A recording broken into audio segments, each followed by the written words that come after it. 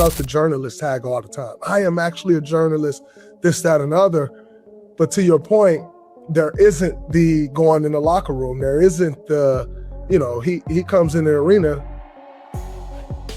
You really don't get next to him. You don't see him. And so, you talk to people, but it's not the same. Like exactly. And so, I said you flopped. What you laughing about, Jemele Hill?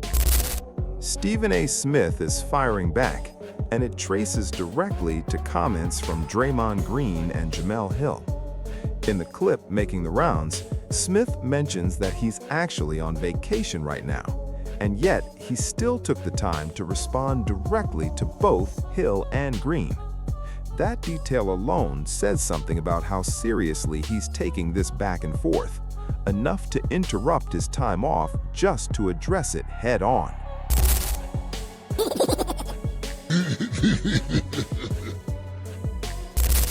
That was only a small part of Stephen A. Smith's reaction. Now let's look at what really triggered it. The original clip of Jemele Hill and Draymond Green criticizing him. Here's how that moment started.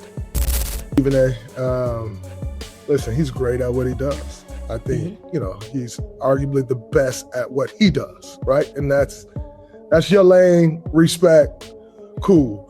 But I also think where the line get blurred in a negative way for journalists is he throws out the journalist tag all the time. I am actually a journalist, this, that, and other. But to your point, there isn't the going in the locker room. There isn't the, he comes in the arena. You really don't get next to him. You don't see him. And so, you talk to people, but it's not the same. Exactly. And so you say all of these things on television. Jalen Brown has been very outspoken about it, the anonymous sources and all of these things, right? Like, you say all of these things on television, and then you throw out the word journalist, which almost makes people, especially athletes, not respect journalists, because you're throwing out the journalist tag and then you're doing that, and and people don't respect it, and there's no accountability, right? So, the first thing you just said was, I write a column, I show up the next day to stand in your face to see what you're going to say. If you need to say something, if you feel like we should, but when that term is thrown out now, no one's given that same opportunity. People spew all these things out there, and you're not given the opportunity to go face to face. And when you do, a la LeBron James, then it's this whole thing of like, oh my God, I had an opinion, and now they're not happy about my opinion, so they come to my. And so I don't think it's approached with that same integrity that you're speaking about, which ultimately, I think it leaves all journalists in a bad spot, because you're not technically viewed as what you just said a journalist is. No, I don't think people look at us that anymore. And that's not to say that, journalism, 20 years ago was perfect. There were certainly issues and that sort of thing. But there was just more respect that went both ways. Respect didn't mean favor. Respect just meant fairness. That's it. And I am a little disheartened by sometimes how personal it seems to get, because my rule of thumb always with television is I'm not going to say anything on TV I can't say to your face. So if I say on TV, not you personally, but if I say on TV, hey, you flopped. Yo, when I see you, I'll be like, yeah, I said you flopped. And this is why. So that way it's you don't think that this is coming from, a personal place. And the hard part that can be difficult as a journalist is discernment. It's like we get told a lot of things. And I think players sometimes don't realize how much we get told and how much we actually don't say versus what we do say. And you have to always keep in mind, what is the agenda of the person telling me this? And so that's what I thought was very interesting about the Jaylen Brown discourse is, why is there all of a sudden this driving narrative about how he is some kind of analytical disappointment? Like, where is that coming from? Who stands to gain from this? What is the purpose, and why is this coming out? And even the idea that he got, smartest man in the room syndrome, which is a bizarre. What's wrong with that? Yeah, I mean, what they were really saying, what they was really. Picking back up on Stephen A. Smith, what Jemele Hill is getting at is that these analysts are essentially telling Jaylen Brown to stay quiet and just play. Kendrick Perkins made a similar point himself, suggesting Brown needs to stop talking. So the question becomes, why is him having his own podcast such a problem? What makes Jaylen Brown doing that any different from every other player, past or present, who's had one? Stephen A. Smith has clearly played a role in shaping a lot of the narratives around Jaylen Brown, and even now, after the trade, he hasn't let up. He's still finding ways to criticize him. But Smith did respond directly to both Jemele Hill and Draymond Green, and I'll show you that clip next. After that, we'll get into what Jalen Rose had to say when he called out Stephen A. Smith as well. So let's take a look at that next clip. And if you're enjoying the video so far, drop a thumbs up. It genuinely helps support the channel, and I appreciate it. Thank you.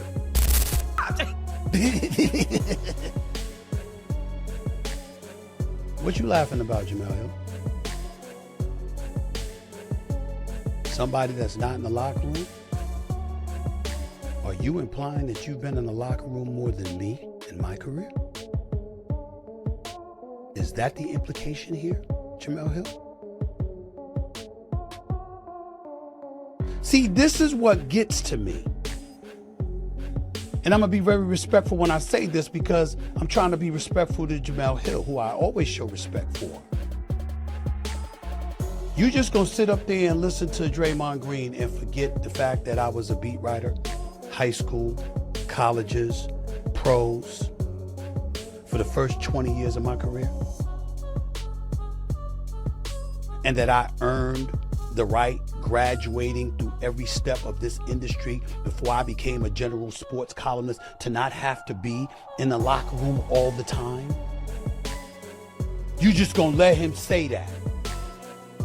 And there's no course correction whatsoever about the industry and the fact that my position was earned?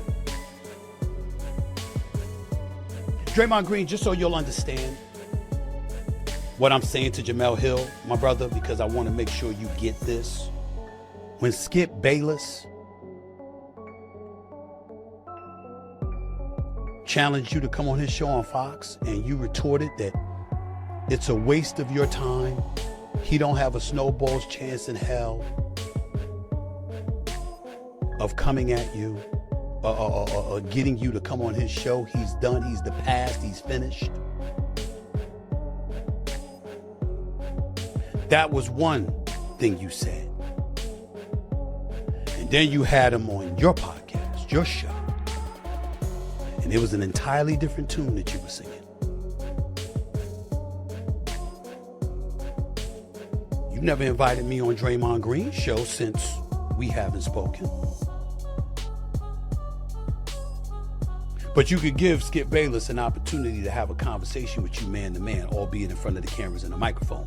You've never accorded me that opportunity. You're just gonna ignore all of that.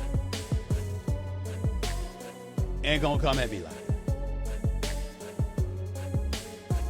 You bring up LeBron James. You are absolutely right, Draymond Green. I'm not in the locker room too often anymore. Would it happen to be because I gotta wake up at 7 o'clock every morning for a morning meeting? Because I do a live television show that's #1 in the mornings for 14 consecutive years and counting. God has blessed me with that. And I have obligations where I can't afford to wait to be in the locker room when y'all go in there and then you go in the shower and you take your time getting dressed and the media is supposed to wait for you. If you know you have my number. Not only that, folks got my number. They can call me. And there ain't an athlete alive or anyone associated with the world of sports that knows me that doesn't know. If you want to see me, all you got to do is call me and tell me you need to see me, and I'm going to make it happen instantly. That wraps up Stephen A. Smith's response to Jemele Hill and Draymond Green. Now let's get into what Jalen Rose had to say, because it's clear he's grown tired of how media personalities, especially the ones running podcasts, operate these days, where every conflict seems to double as free promotion for the next episode. Jalen Rose called that pattern out directly, posting a tweet in reaction to Jemele Hill's response to Stephen A. Smith. So at this point, we're looking at a response to a response. Rose used the moment to speak his mind, saying that one of the phoniest things media figures do is start a public dispute and then turn around and say, "Come on my show so we can talk about it," or offer to go on someone else's. He called it exactly what it is, a play for clicks. And it's worth remembering why he's aiming that specifically at Stephen A. Smith. This is the same person who once claimed he was above chasing attention altogether. A lot of people assumed Rose was talking about Jemele Hill, but that's not accurate. This goes back to Stephen A. Smith once bragging that his name alone carried enough weight that he didn't need to chase attention the way others did. And that was before he ever started his own podcast. I remember this clearly because I actually made a video about it at the time, along with several other YouTubers, since he was taking shots at YouTubers while insisting he didn't need to play that same game. Well, look at him now. Every time his name comes up, he's quick to respond, no matter the circumstances. He couldn't even get through a vacation without pulling out his laptop, hopping on his podcast, and calling people out publicly, all while announcing he'd be dedicating a full episode to it. That's why I respect what Jalen Rose said here, calling out that exact kind of behavior in media.